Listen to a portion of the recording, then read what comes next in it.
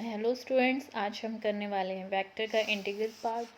For example line integral, surface integral and volume integral by Shweta Mehra.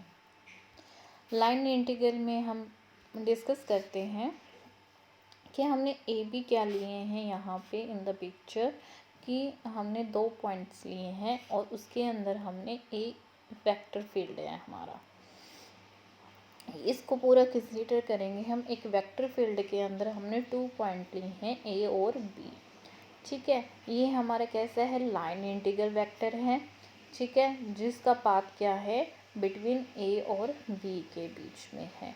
ठीक है, और ए और बी हमारे, इसको हम इंटीग्रल फॉर्म में कैसे लिख सकते हैं, ऐसे लिमिट क्या सेट होगी हमारे पास ए और बी, क्योंकि इसी 2 पॉइंट्स के बीच पे हमारा क्या है, एक स्मॉल सेगमेंट है डी आर। ठीक है, कैसा सेगमेंट है, लाइन सेगमेंट है। ठीक है, हम इंटीग्रल लेंगे बिटवीन दीज लिमिट्स के, और डी आर क्या है, हमारा स्मॉल पाथ सेगमेंट है। तो हम इसको इस तरीके से भी लिख सकते हैं। और अगर हमें इस सब का अगर हमें समीशन लेना है with respect to delta r, जो रिप्रेजेंट कर रहा है एक स्मॉल सेगमेंट को, जो डिवाइड कर रहे हैं ए बी को स्मॉल सेगमेंट्स में, तो हमारा डेल्टा आर की लिमिट सेट कर देते हैं टेंड्स टू 0, और इसको हम इस लाइन इंटीग्रल फॉर्म में लिख सकते हैं। ठीक है, एग्जाम्पल जैसे line integral of electric field E हमने लिया है किसमें, ए बी पाथ में। ठीक है, हमने ई पाथ लिया। ठीक है, जो अब किसके इक्वल होगा, इलेक्ट्रिक फील्ड लिया है तो किसके इक्वल होगा, पोटेंशियल डिफरेंस के। इलेक्ट्रिक फील्ड पोटेंशियल डिफरेंस से ही तो रिलेटेड है, इसलिए तो लिमिट सेट क्या होगी हमारे पास, ए बी रहेगी। ग्रेविटेशनल फील्ड इंटेंसिटी है। ठीक है, किस पे लिया, जी, और ए बी हमने पाथ लिया। सिमिलरली अब जी कर लेते हैं इसको। तो ग्रेविटेशनल पोटेंशियल डिफरेंस किस दोनों पॉइंट के बीच में रहेगा, ए बी में। अब ये कैसा डिफरेंस होएगा, gravitational potential difference. Similarly line integral velocity flow कर रही है विद द वी, और एक क्लोज सरफेस में ले रही है। ठीक है, लाइक दिस। ठीक है, वी वेलोसिटी से मूव कर रही है, स्मॉल सेगमेंट हुआ। ठीक है, पर वो कैसा होगा, सर्कुलेशन होगा फील्ड का, राउंड है तो सर्कुलेट करेगा। So these are the example. अब हम न्यूमेरिकल करते हैं फटाफट से।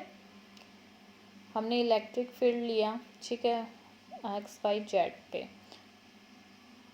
ये ई की वैल्यू है, हमने पोटेंशियल डिफरेंस निकालना है पी पॉइंट पे और क्यू पॉइंट पे।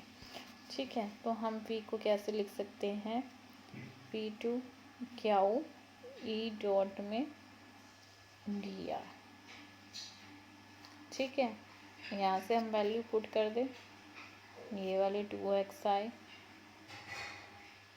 4/j 6z के इंटू में डी आर, जो कि क्या है, स्मॉल सेगमेंट है। और डी आर की वैल्यू क्या होती है,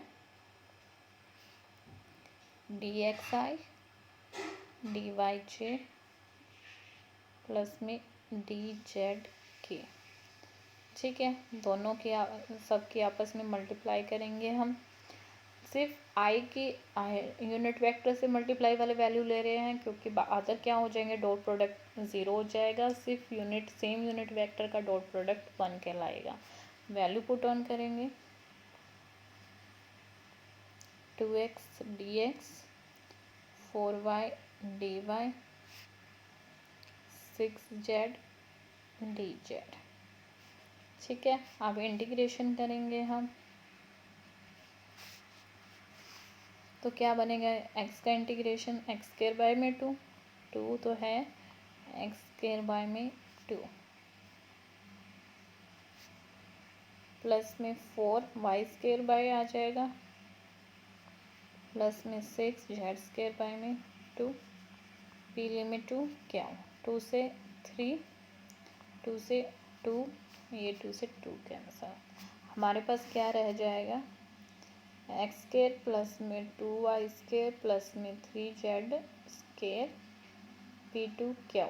पहले Q की वैल्यू पुट करेंगे हम 1 2 3, फिर माइनस करेंगे 1 के तीनों में हम इस इक्वेशन में एक्स वाई जेड की जगह 1 1 पुट करेंगे। देखो एक्स स्केयर की वैल्यू हमने पुट कर देते हैं, मान लो 1 है, माइनस में 1 स्केयर इनटू में 2, बाहर 2 का स्केयर, ये स्केयर है ना, 2 का स्केयर कितना हुआ 4, माइनस में 1 का स्केयर प्लस में 3, जेड स्केयर की वैल्यू 3 पुट करेंगे यानी 9,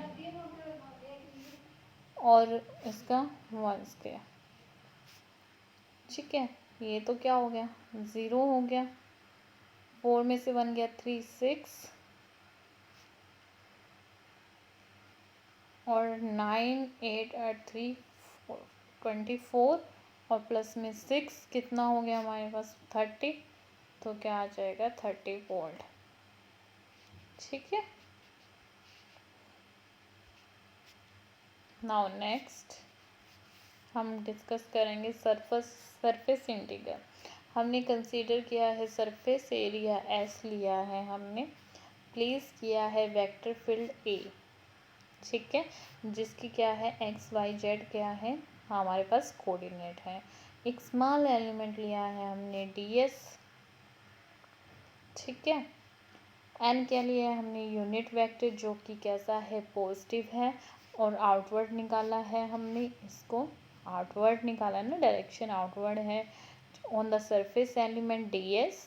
ठीक है, जिसका और ds का क्या है मैग्नीट्यूड क्या है, यानी इसका मैग्नीट्यूड भी क्या है ds है in the direction of an unit vector में। ठीक है, और जो हमारा वेक्टर फील्ड है जिसका एरिया ये ds है, उसके साथ यूनिट वेक्टर का, यानी मतलब कि ds किसके एरिया में है, ए एरिया में, ए वेक्टर फील्ड में है, और वो यूनिट वेक्टर के साथ थीटा एंगल बना रहा है, तो ए डॉट ds आएगा, क्योंकि ds क्या है स्मॉल सेगमेंट, ए क्या है हमारा वेक्टर फील्ड, दोनों का डॉट प्रोडक्ट, कोस एंगल आएगा कोस थीटा।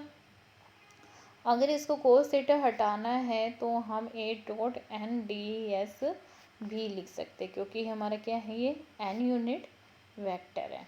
ठीक है, और ये किसको रिप्रेजेंट कर रहा है, फ्लक्स को रिप्रेजेंट किया है, जो एक सरफेस एरिया को शो कर रहा है। ठीक है, flux of A over the area element ds। ठीक है, हमने इंटीग्रल लिया है, सरफेस लगाएंगे हम यहाँ पे अब, जो एस से डिनोट करता है ए डॉट ds। ठीक है, अदर फॉर्म हम इसको इस टाइप में ले सकते हैं, जो कहलाएगी total flux of A of through the entire surface. ठीक है, कुछ एग्जांपल है, जैसे सरफेस एरिया एस लिया है इलेक्ट्रिक फील्ड पे, तो ई डॉट ds आ जाएगा, और इसको इस फॉर्म में लिखेंगे। अगर सरफेस इंटीग्रल हमने मैग्नेटिक इंडक्शन जिसको बी से डिनोट कर देते हैं, तो हम इस फॉर्म में लिखेंगे। ठीक है, और ये क्लोज के लिए करते हैं तो हम हमेशा ये क्लोज का सिंबल लगाते हैं। And the last is the volumes. हमने कंसीडर किया है क्लोज सरफेस किया है, मतलब अब क्लोज सरफेस है। ठीक है, जिसको इनक्लोज किया है हमने v वॉल्यूम से, ये पूरा क्या है v वॉल्यूम है। ठीक है, और उसके अंदर और क्या है, उसके अंदर वॉल्यूम के अंदर हमारे पास वेक्टर फील्ड हमारा क्या है a है। ठीक है, और हमारे पास dv क्या है, एक स्मॉल वॉल्यूम है जो dx dy z को रिप्रेजेंट कर रहे हैं। स्मॉल ए वॉल्यूम यानी एक स्मॉल वॉल्यूम है जो क्या रिप्रेजेंट कर रहे हैं dx dy और dz, जो कि कैसा सरफेस है क्लोज सरफेस है। पहले हमने क्या लगाया था सरफेस लगाया था और a डॉट ds लगाया था। अब हमारे पास क्या है वॉल्यूम, तो हम ए डॉट में क्या लगाएंगे, डी वी लगाएंगे। ठीक है, डी वी लगा दिया। अब हमने क्या, इसको इस फॉर्म में लिख सकते हैं, एक्स के लिए अलग, वाई के लिए अलग, जेड के लिए अलग, और ए डॉट डी वी लगा सकते हैं। डी वी की फुल फॉर्म क्या है हमारे पास, small volume D X divide D Z. ये है हमारा वॉल्यूम इंटीग्रल, ठीक है, of the vector field A of the entire volume, ठीक है, इन द 3 कोऑर्डिनेट्स। ठीक है, वॉल्यूम 3 कोऑर्डिनेट्स में ही आता है। ठीक है, ये था आज का session. Thank you so much.